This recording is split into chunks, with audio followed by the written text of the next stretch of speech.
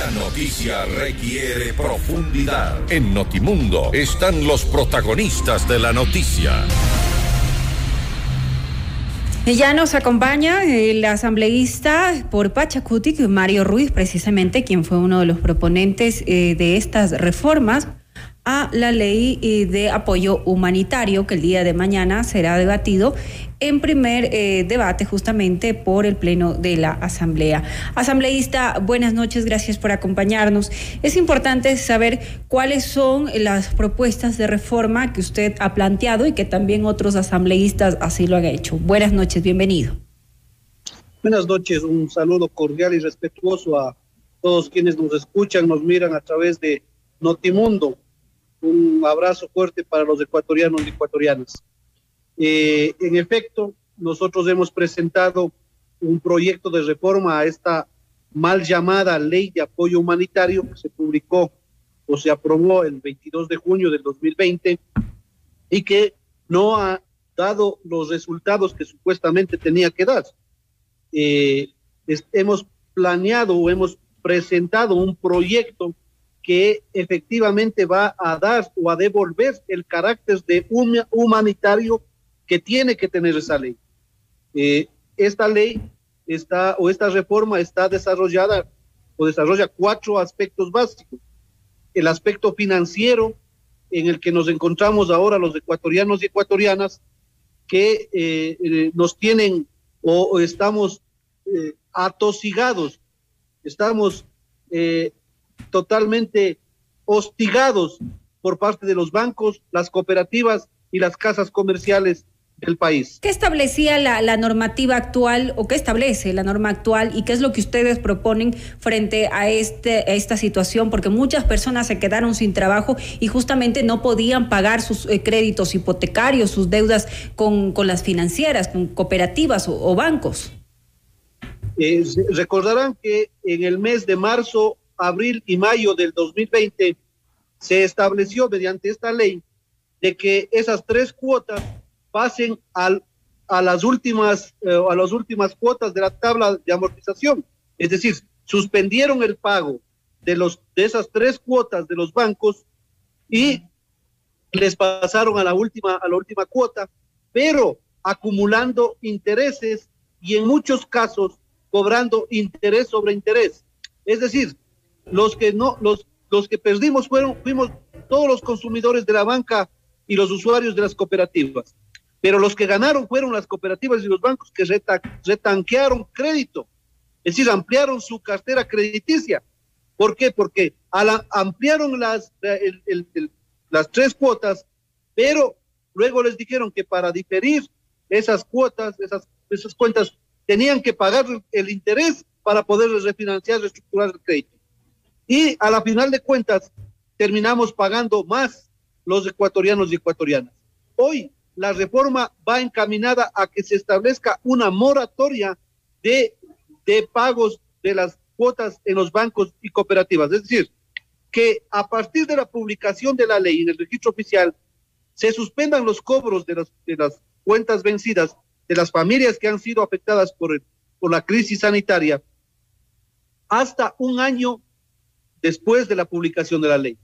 Se suspendan esos cobros y después de esta moratoria se proceda a refinanciar las deudas, pero con un interés preferente, es decir, no con las mismas tasas de interés que actualmente se concedieron esos créditos. Los créditos actualmente están concedidos con tasas de interés exageradas, al 16, al 18, al 22, al 25, al 30%. Es decir, un interés que en otras palabras es un chulco, más que digamos que hay una ayuda para los ecuatorianos y ecuatorianas. Entonces, eso es un alivio financiero que queremos dar a la mayoría de ecuatorianos, inclusive a los empresarios, inclusive a los microempresarios y a los transportistas que están en esta situación, a los agricultores y agricultoras, poder proponer de que el Ejecutivo pueda condonar esas deudas de los arroceros, maiceros, cacaoteros, lecheros, que no han podido pagar las deudas con la banca pública, con el Banco de Fomento, el Banco del Pacífico, la Corporación Financiera Nacional, para que puedan reactivarse económicamente y puedan acceder a nuevas líneas de crédito. Es decir, que se les dé un alivio financiero a los ecuatorianos y ecuatorianas. Eso se propone en esta ley como primer segmento, en lo financiero. como primer aspecto, el alivio financiero para los deudores de la banca pública y privada. Asambleísta, en lo laboral, yo también quiero ahí preguntarle, porque usted se plantea también en esta propuesta, es derogar el artículo 20, que justamente esta normativa establecía que se podía reducir la jornada laboral y que a muchos les tomó por sorpresa y algunos pues por no quedarse sin trabajo pues aceptaron ciertas condiciones. No solo el artículo 20, sino el artículo 18, 19, 20, 21 y 22, que lo que hizo es retroceder o precarizar la situación laboral de los trabajadores y trabajadoras del país. De nada sirvió esa supuesta flexibilización laboral para sostener el empleo. Actualmente hay alrededor de un 67% de desempleo, subempleo en el país. Es decir, aumentó drásticamente los despidos intempestivos y acogiéndose a supuestamente a esta causal de fuerza mayor y caso fortuito, y se echó a la calle a miles de trabajadores. Se realizó un contrato emergente para supuestamente reducir la jornada laboral y reducir el salario, que no ayudó a sostener el empleo como supuestamente ofrecieron.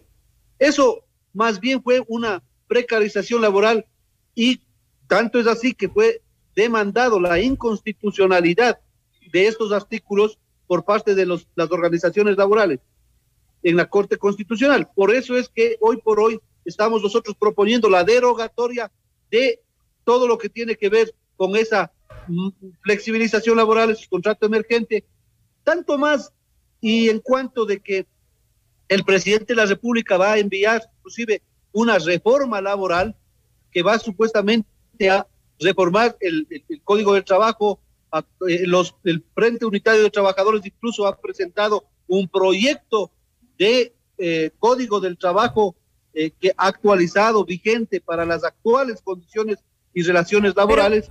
¿Qué pasaría con estas personas que tienen esta modalidad de contrato, asambleísta? ¿Qué es lo que ustedes proponen? Porque si se deroga estos artículos que usted menciona... Una transitoria en el que establecemos de que todos quienes estén en una modalidad de contrato emergente y que hayan pasado luego de 90 días de publicada la ley, los contratos tienen que convertirse en contratos indefinidos.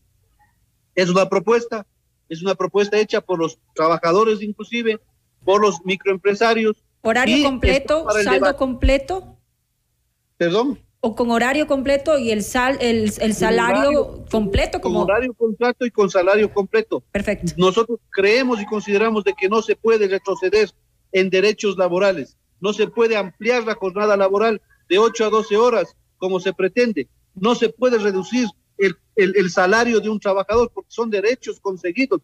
Y en materia de derechos laborales son derechos humanos, y en materia de derechos humanos hay un principio de progresividad de derechos. Es decir, se tiene que ir para adelante, no para atrás. También establecen ustedes el mantener el trabajo virtual dentro de lo que hablamos de uno de los puntos en el ámbito laboral, que se mantenga el trabajo virtual. Es que actualmente, en la época actual, hay las posibilidades de tener un trabajo virtual, pero ese trabajo virtual también tiene que ser regulado y se tienen que cumplir ciertas garantías, como por ejemplo una garantía del tiempo de desconexión, o que se respete el tiempo de desconexión de 12 horas. No podemos decir que por trabajo virtual el patrón no le puede llamar al empleador a las 12 de la noche, a las 10 de la noche o en tiempos o tiene que estar conectado todo el día, las 24 horas. No, hay que regular ese espacio de tiempo, hay que regular las herramientas por las cuales tiene que desempeñar las actividades del trabajador. Hay que regular algunos temas, y por eso nosotros mantenemos el tema del trabajo virtual, no presencial, porque hoy por hoy sigue manteniéndose para mujeres embarazadas, personas que están con su salud en riesgo, esta modalidad, y hay que regular. Y para eso, qué mejor que en esta ley, que tiene que ver con ese apoyo humanitario, se mantenga el teletrabajo. Asambleísta, sí. Otra de las cuestiones también que pues generan molestia, sobre todo en el ámbito de la salud, en cuanto a los médicos que estuvieron en primera línea. Algunos alcanzaron a tener nombramiento, otros no, y por ende pues presentaron algunas garantías jurisdiccionales como acciones de protección, también la acción de inconstitucionalidad, que justamente la Corte Constitucional pues derogó uno de los artículos, y no hay ya garantías para los nombramientos que pues se ofrecieron en primer momento conjuntamente con esta ley. ¿Qué pasa con esto? Sí, hay que recordar, si bien es cierto, la Corte Constitucional declaró la inconstitucionalidad del artículo 25 de la Ley de Apoyo Humanitario y una transitoria, también en la misma sentencia ordena que la Asamblea Nacional tiene que legislar y realizar un proyecto de ley o una reforma que regule o que les dé las garantías a quienes trabajaron, laboraron. Tenemos inconvenientes con el enlace del asambleísta Mario Ruiz, asambleísta. Perdón. Tenemos inconveniente con su internet. Veamos si retomamos este diálogo. ¿Nos escucha?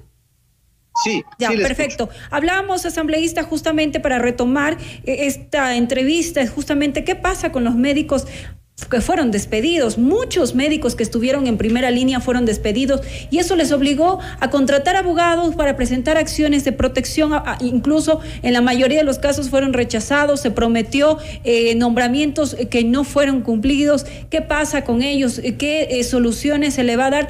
Considerando también, como le mencionaba, la Corte Constitucional derogó el artículo 25 de la ley humanitaria. ¿Qué sucederá con ellos? ¿Cuál es el futuro de estas personas que arriesgaron su vida? Nosotros estamos proponiendo de que, asimismo, en una transitoria, de que una disposición transitoria de que el Ministerio de Salud, en un tiempo no más allá de 90 días, tiene que llamar a los concursos públicos de posición y méritos para dar los nombramientos a los médicos, o a los médicos, a los trabajadores, no solo a los médicos, trabajadores de la salud en general, y quienes hayan prestado sus servicios en primera línea en el tiempo de la pandemia, sean beneficiados con un puntaje de 15 puntos adicionales a sus méritos, a fin de darles una compensación para que puedan presentarse a este concurso de oposición y méritos. Está en el debate, este va a ser el primer debate de esta ley. Estamos abiertos para que hagan las propuestas necesarias, indispensables para poder realizar una normativa que sea acorde a las necesidades del pueblo ecuatoriano y que también sea una ley real, una ley aplicable.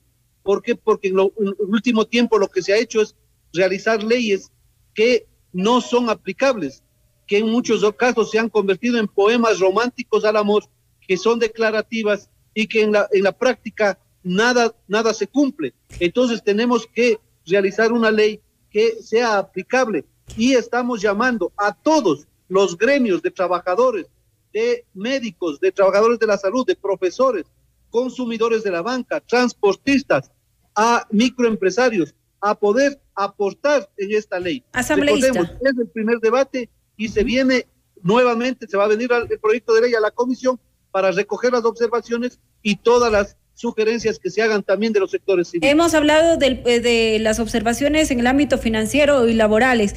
Vamos con salud. Hay otra propuesta también ahí, que es acerca de la regulación de los costos en clínicas y hospitales, justamente en cuidados intensivos e intermedios, que pues a muchas familias pues le costó un ojo de la cara, por así denominarlo. Costosos montos que tuvieron que pagar muchas personas, que además del sufrimiento que atravesaron con un familiar con COVID, tuvieron un gasto altísimo y que incluso se tuvieron que endeudar. ¿Qué va a pasar también con esta regulación, que es importante hacerlo? De hecho, nosotros, hoy por hoy nadie regula ese tema que usted acaba de mencionar. Nadie.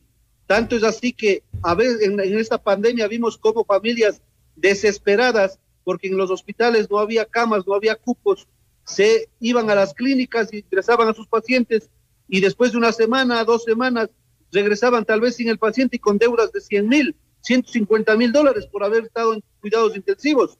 No puede ser posible que en un estado de derecho, en un estado, una sociedad racional, haya clínicas, haya empresas que se hacen millonarias a costa del sufrimiento, a costa de la salud de las personas, de los ecuatorianos y ecuatorianas. El Ministerio de Salud Pública tiene que, con esta reforma, la obligación de regular a través de acuerdos ministeriales y del reglamento respectivo los techos de los costos médicos. Es decir, tiene que haber techos en los costos médicos de acuerdo a la clínica, de acuerdo al cuidado, de acuerdo al término, de acuerdo a lo que se va a proveer para que no haya abusos en estas casas de salud privadas. Entonces, eso también estamos regulando en esta reforma a la ley de apoyo humanitario, y el tema de educación, que es el cuarto. Para finalizar, justamente educación, ¿qué es lo que ustedes proponen? ¿Qué es lo que se debatirá mañana? Sí, que las instituciones de educación privada, educación básica, media y superior, educación privada, tienen la obligación de reducir sus costos de matriculación a alumnos que que hayan sido afectados por la crisis sanitaria, hayan perdido sus familiares, sostenes del hogar, hayan desmedrado sus ingresos. Tienen la posibilidad de reducir sus costos hasta un 25 y 30%. Y cuando ya el alumno no puede asumir los costos de un semestre o de un quimestre en la educación secundaria, el Estado tiene la obligación de darles un cupo en la educación fiscal. Es decir, muchos alumnos, por ejemplo, están estudiando en la Universidad Católica la carrera de medicina en un sexto semestre, pero por la pandemia, por la crisis sanitaria, crisis económica, ya no pueden cancelar. Les toca salir de la universidad, pero no por eso tienen que quedarse sin acabar su carrera. El Estado tiene que garantizarles el cupo en los estamentos de educación fiscal para que puedan continuar con sus estudios. Eso se está regulando, a más de que en caso de que nuevamente tenga que volverse a esas clases virtuales que se decretó y que en realidad no sirvieron para que aprendan los niños y adolescentes, niñas y adolescentes, tenga que el Estado primeramente otorgar de los medios necesarios tecnológicos para poder llamar a clases virtuales. Caso contrario, no puede llamarse a clases virtuales. Esos son los 4 parámetros que nosotros estamos proponiendo en esta reforma a la ley de apoyo humanitario. Asambleísta, ¿cuentan ustedes tal vez con el apoyo necesario de las bancadas, de las diferentes bancadas, justamente para que estas propuestas que usted establece, que usted ha mencionado, pues puedan ser aprobadas? Porque de aquí viene, como usted lo mencionó, un primer debate, luego vendrán observaciones por parte de todos los legisladores y posterior tomará esto cerca de un mes o mes y medio justamente para que vuelva al Pleno. Sí, cuando presentamos el proyecto de reforma en el CAL fue aprobado por unanimidad. El CAL están representantes de todas las bancadas, excepto la bancada del Partido Social Cristiano, y creemos que todas las bancadas van a respaldar por unanimidad este proyecto de ley que tiene que ver con beneficiar a la mayoría o a una gran mayoría de ecuatorianos. Quizá el 99% de ecuatorianos estamos debiendo a la banca de este país. La banca tiene la obligación de ser solidaria con el pueblo que le ha engordado y le ha hecho crecer durante todos estos años. Estos últimos 20 años, uno de los sectores que más ha crecido en el país es la banca, porque nosotros hemos estado pagando intereses exagerados, quizá los más altos de la región, y eso ha permitido que ellos crezcan y sean ahora o tengan el poder económico que ahora tienen. Es momento de que ellos hoy sean solidarios con ese pueblo que les ha hecho crecer tanto y que esperen, nadie les dice que no les va a pagar, les vamos a pagar los ecuatorianos, pero que esperen que la economía se vuelva a restablecer, se vuelva a recuperar para poder seguir pagando. Estos últimos 2 años máximo lo que hemos estado es trabajando para comer, para sobrevivir, para dar de comer a nuestros hijos, no para poder pagar deudas. No se ha pagado porque no se ha querido, sino porque no hemos podido. Entonces, es momento de exigir que la banca sea solidaria con el pueblo. Asimismo, los otros temas, el tema de educación, el tema salud, laboral y el tema de tema salud, laboral. también es necesario de que se piense en lo humanitario, en lo social. Que nada tuvo de humanitario esta ley, asambleísta, como usted lo menciona también. Carácter de humanitaria a esta ley, y por eso estamos presentando la bancada de Pachacuti, quien habla este proyecto de reforma legal. Asambleísta, muchísimas gracias por haber compartido un poco de lo que se presentará el día de mañana en el Pleno de la Asamblea Nacional en cuanto a las reformas a la Ley de Apoyo Humanitario, y esperamos pues que sean considerados, debatidos, por supuesto, y se hagan las observaciones que correspondan, siempre en beneficio de todos los ciudadanos. Nuevamente, gracias por habernos acompañado en este espacio. Muchísimas gracias a ustedes por el espacio.